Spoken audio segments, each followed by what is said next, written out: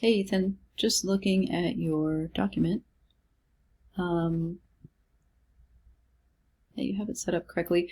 I think your lines got kind of dragged around a little bit, potentially.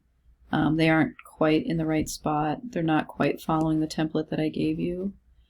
Not perfectly, at least. Especially, I think this is probably part of the front cover, so but some of them must have gotten shifted somewhere along the lines because they're not exactly in the correct spots as far as I can tell, which is not a huge deal, but it will affect your grade because, I mean, technically you'd have to have those right for this to print correctly. If we were to actually design a book cover, we want those to be correct.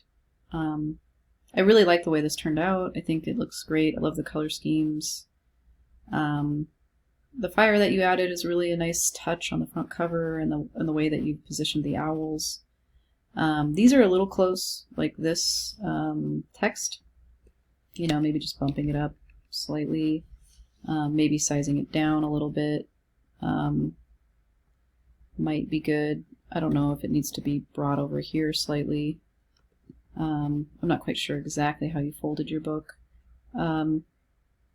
But maybe something a little bit further away. And I'm looking at your files.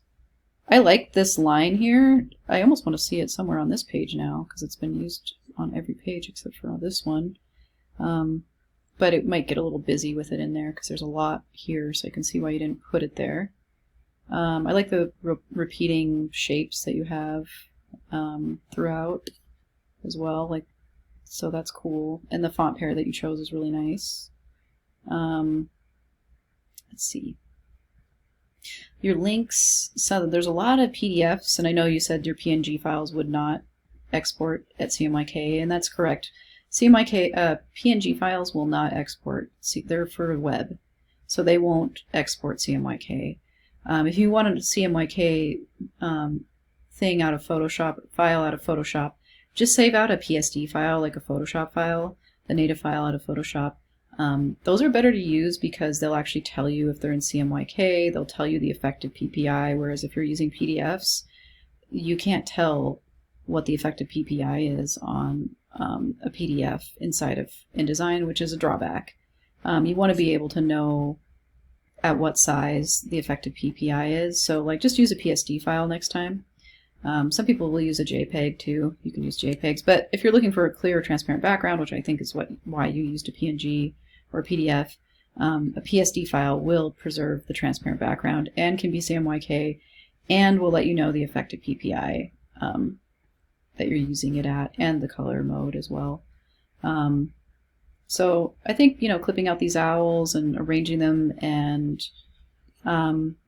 you know, I like the circle and she looks good. Like, I just feel like you did a nice job with this. So yeah, I'm really liking it. Looks like your bleeds are all correct. So great job. And it's been fun having you in class. And yeah, we'll see you next semester. We'll see you around next semester for sure. Okay, talk to you later.